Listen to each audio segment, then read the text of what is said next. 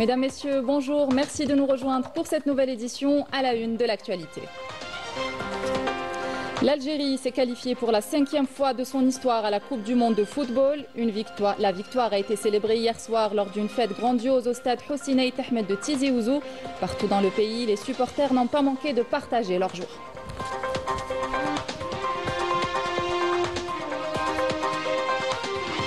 Et dans la bande de Raza, la souffrance des Razaouis est loin d'être finie. Malgré l'accord de cessez-le-feu, l'occupant sioniste poursuit ses attaques. 3 Palestiniens ont été tués hier alors qu'ils inspectaient les ruines de leurs maisons détruites.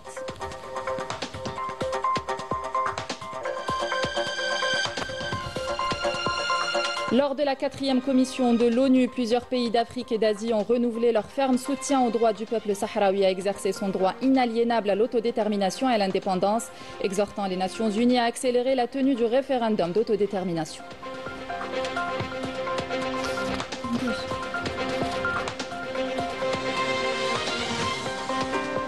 Bienvenue à tous. Et on revient sur cette belle victoire des Verts lors de la 10e et dernière journée des éliminatoires du Mondial 2026. L'équipe nationale algérienne de football s'est imposée hier au stade Hossein Ait Ahmed de Tizi Ouzou sur le score de 2-1 face à l'Ouganda et termine ses éliminatoires du Mondial en tête du groupe G avec 25 points. Les détails avec Hakim Kshroud. Une belle victoire des Verts lors de cette 10e et dernière journée des éliminatoires du Mondial 2026 groupe G. Les Algériens se sont imposés au stade Ait Ahmed face à une coriace équipe de l'Ouganda. Steven Makwela avait ouvert la marque pour les visiteurs dès la 6e minute de jeu en première période. Il aura fallu attendre par la suite la seconde mi-temps et la toute fin de match pour voir les Algériens revenir au score. Tout d'abord sur penalty transformé à la 80e minute de jeu par le virevoltant Mohamed Amin Amoura. Et puis 90e minute de jeu, toujours le petit lutin Mohamed Amin Amoura va inscrire son doublé, le 10e durant ces éliminatoires, toujours sur penalty. Fin de match sur le score de 2-1. Grâce à cette victoire, l'Algérie termine ses éliminatoires du Mondial en tête du groupe G avec 25 points. Mohamed Amin Amoura, pour sa part, termine ses éliminatoires en tête du classement des meilleurs buteurs de ces éliminatoires zone Afrique avec 10 réalisations. Du côté des joueurs, la tâche n'a pas été de tout repos, mais la satisfaction du travail accompli reste indescriptible. Là, le soutien du peuple, on est passé par des moments difficiles ces derniers temps, mais avec ce succès-là, avec cette réussite-là, ça en valait la peine. On est passé par beaucoup d'épreuves. Et maintenant, c'est à nous de savourer et bien préparer les prochaines séances. À domicile, le peuple mérite qu'on gagne tous nos matchs. Donc c'est pour ça qu'en deuxième mi-temps, on est revenu vraiment pour remporter ce match, même si on était déjà qualifié. Et c'est toujours un plaisir de jouer devant nos supporters et l'ambiance, elle est toujours exceptionnelle. ونشكر زملائي هما اللي عاونوني باش وصلت بيدور وتحية الجزائر. بس الحمد لله we qualified and everything. Now focus on November وأفريقيا كاب وإن شاء الله نربحوا الأفريقيا كاب. إن شاء الله. Après 12 ans d'attente, l'Algérie est enfin en Coupe du Monde. Reste maintenant à préparer le prochain grand rendez-vous continental, à savoir la Coupe d'Afrique des Nations qui débutera le mois de décembre prochain.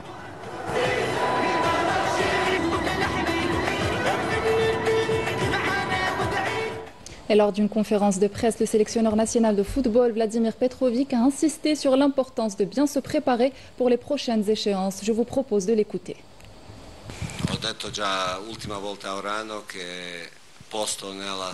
J'ai déjà dit après le match d'Oran que le groupe et rentrer dans l'équipe sera très difficile maintenant. Ce que j'ai dit aux joueurs, c'est qu'ils doivent tout faire sur le plan qualitatif pour mettre en difficulté, pour rentrer dans l'équipe nationale ou pour rester dans l'équipe nationale. Et ce sera très difficile de faire la liste élargie. Si on doit s'imaginer la liste pour la CAN, ce sera encore plus compliqué. C'est très important que les joueurs puissent rester sur une bonne santé physique. Et après le coup de sifflet final, la joie a envahi le stade Hussein Aït Ahmed, mais aussi plusieurs villes du pays. Partout, les supporters ont célébré avec ferveur la belle qualification de l'équipe nationale pour la Coupe du Monde 2026, offrant à l'Algérie une 5e participation à ce prestigieux rendez-vous planétaire. Retour sur cette belle soirée avec Amira Sefta. La victoire de l'Algérie face à l'Ouganda a déclenché une vague de liesse populaire qui a submergé tout le pays. Les supporters des Verts ont fait la fête toute la nuit. Même scène de joie à Tizi Ouzou, où les fans ont dansé et chanté à l'unisson.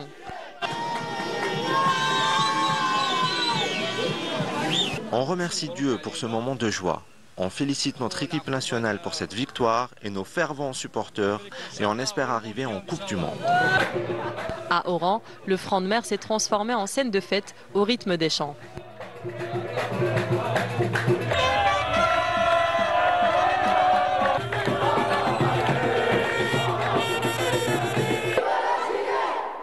À Ouargla, les supporters drapés dans le vert, blanc et rouge ont célébré ensemble cette belle qualification. Les rues bécharoises ont tout naturellement célébré la victoire des Fennecs dans une ambiance bon enfant. Idem pour Constantine, tambours, chants et cortèges ont animé la ville des ponts suspendus. Je félicite tout le peuple algérien pour cette qualification à plus de succès, je l'espère.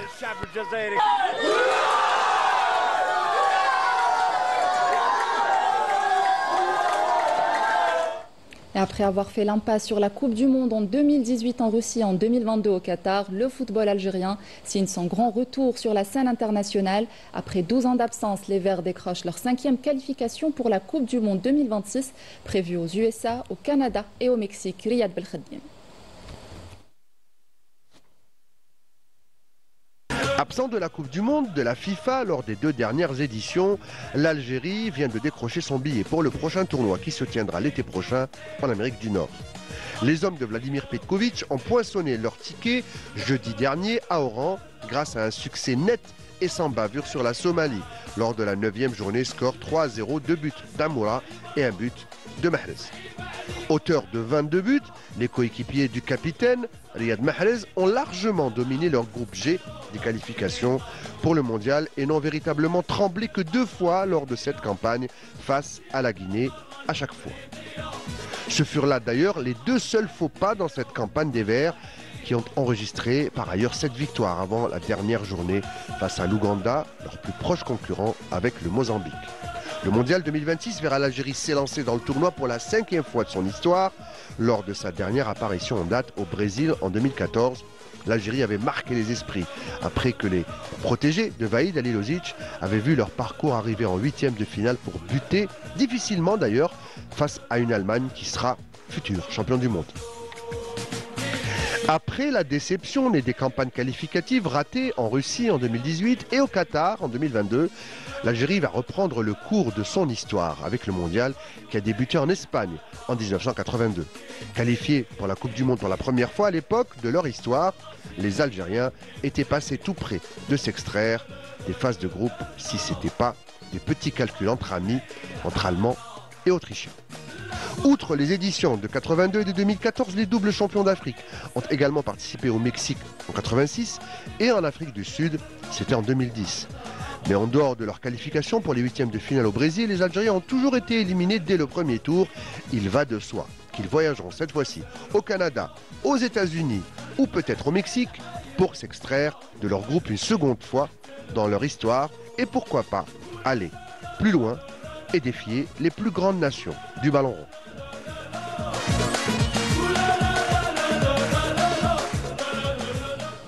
Le gardien de but de la sélection ougandaise Salim Magoula, qui avait été admis hier à l'hôpital de Tizi Ouzou à la suite d'un choc survenu au cours du match, a quitté l'hôpital après avoir reçu les soins nécessaires.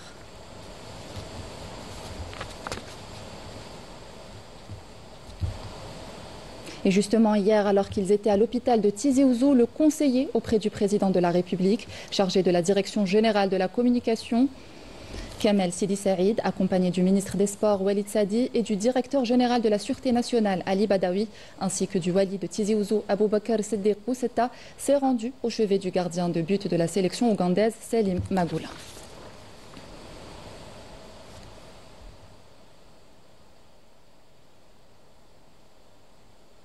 Dans l'actualité également chargée par le président de la République, le ministre d'État, ministre des Affaires étrangères de la communauté nationale à l'étranger et des Affaires africaines, Ahmed Attaf, est arrivé hier soir à Kampala, en Ouganda, pour prendre part aux travaux de la 19e réunion ministérielle du mouvement des non-alignés, prévue aujourd'hui et demain sous le slogan « Renforcer la coopération pour une prospérité mondiale partagée ». La réunion sera consacrée à l'examen des progrès réalisés dans la mise en œuvre des décisions du sommet du mouvement des non-alignés, tenu à Kampala en janvier 2024, ainsi qu'à l'exportation des moyens de poursuivre les efforts permettant au mouvement de jouer un rôle influent face aux défis croissants que connaît le monde, conformément aux priorités et aux intérêts des pays du Sud. Lors de son séjour à Kampala, Ahmed Attaf aura également l'occasion de rencontrer les plus hautes autorités ougandaises et d'échanger avec plusieurs de ses homologues participant à cette réunion ministérielle. L'autorité nationale indépendante des élections, l'ANI, a annoncé l'ouverture de la période de révision des listes électorales à partir de lundi 20 octobre courant jusqu'au mardi 18 novembre prochain. L'ANI invite les citoyens non inscrits âgés de 18 ans au 31 décembre 2025 et remplissant les conditions légales à s'enregistrer sur la liste électorale de leur commune de résidence. Les électeurs ayant changé de commune sont également appelés à actualiser leur inscription.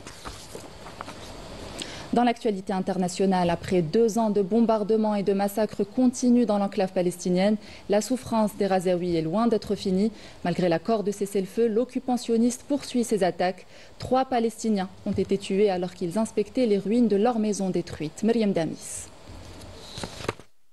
À Gaza, le cessez-le-feu n'a pas mis fin au calvaire. Des drones de l'entité sioniste ont tiré sur un groupe d'habitants dans le quartier de Shujaïa, à l'est de la ville.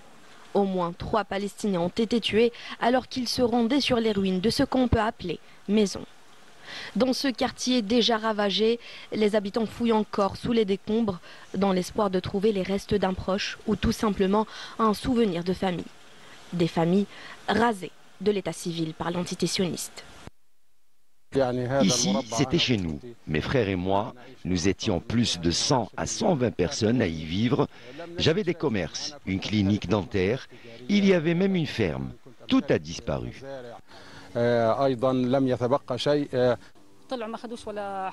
Le jour où nous avons quitté notre maison, nous n'avions rien pris avec nous, juste le nécessaire. Comme vous le voyez, je suis revenu pour récupérer quelques vêtements pour l'hiver, mais il ne nous reste rien. Il y a quelques mois, on était obligé de partir et maintenant nous sommes de retour chez nous. Il ne reste plus rien, ni électricité, ni eau, mais nous sommes encore en vie grâce à Dieu. Pendant ce temps, l'aide humanitaire peine à atteindre la population. Les points de passage ne sont pas encore tous ouverts, mais devraient l'être aujourd'hui.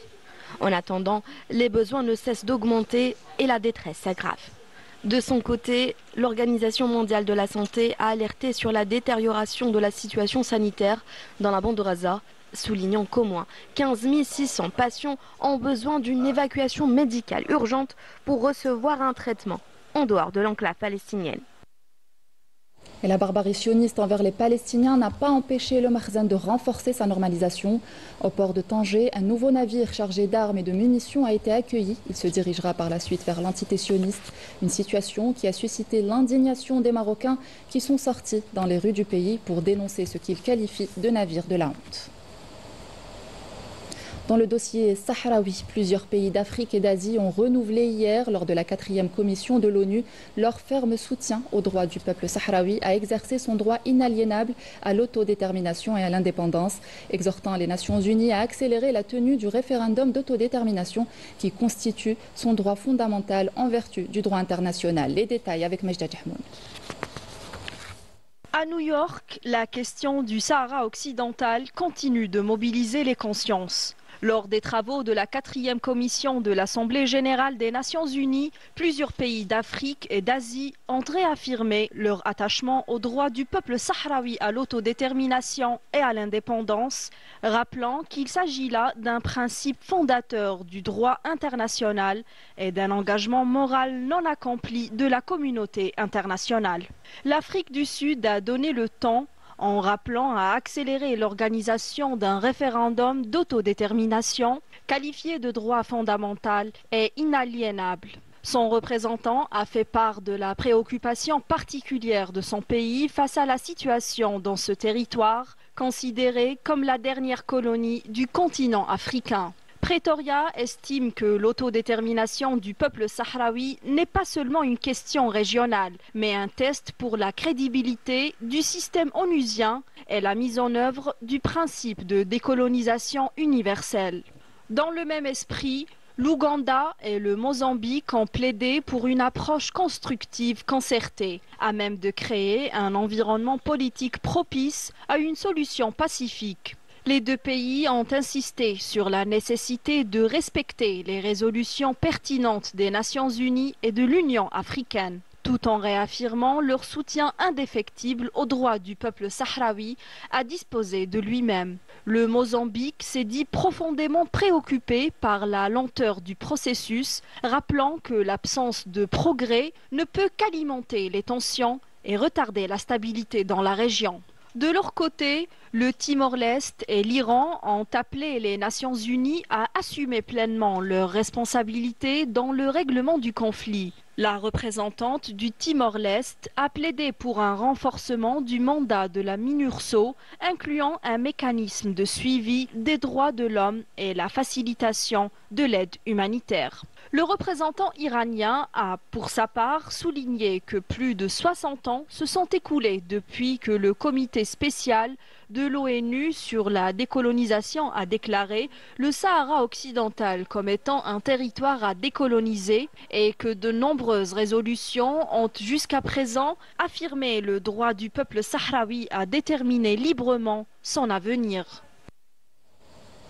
Toujours à l'étranger, après des semaines de crise politique, le Premier ministre français Sébastien Lecornu semble avoir sauvé son gouvernement en présentant hier un discours de politique générale censé mettre fin à la tourmente.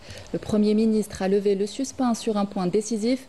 La réforme des retraites de 2023 sera suspendue jusqu'aux élections présidentielles de 2027. Une décision majeure réclamée par le Parti socialiste dont le soutien a permis d'éviter pour le moment la censure. Afaf Belrouchet. Je proposerai au Parlement dès cet automne que nous suspendions la réforme de 2023 sur les retraites jusqu'à l'élection présidentielle.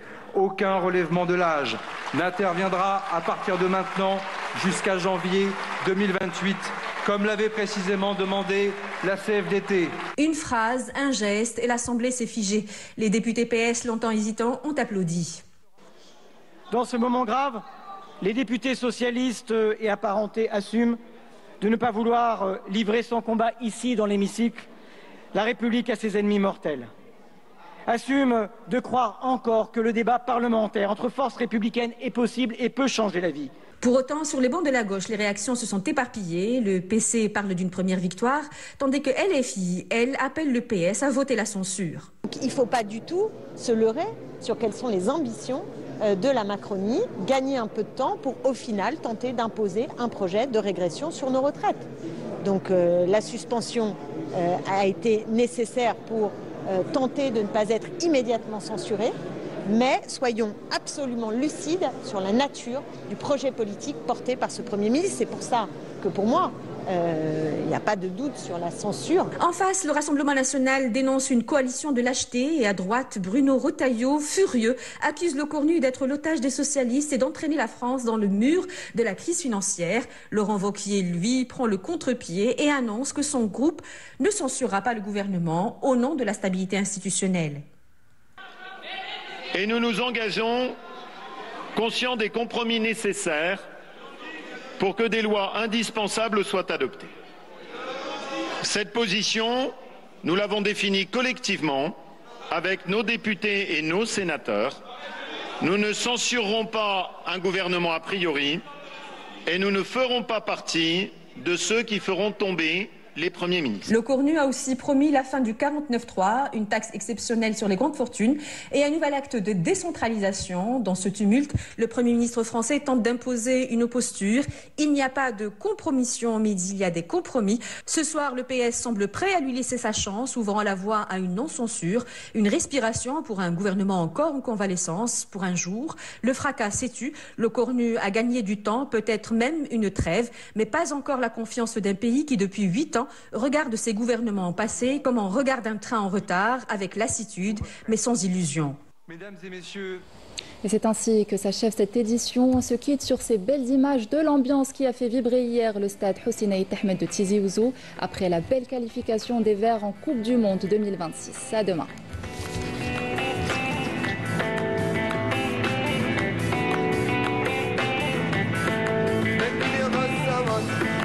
عيلاني وديان لكن غزمان عيلاني وديان لما غيط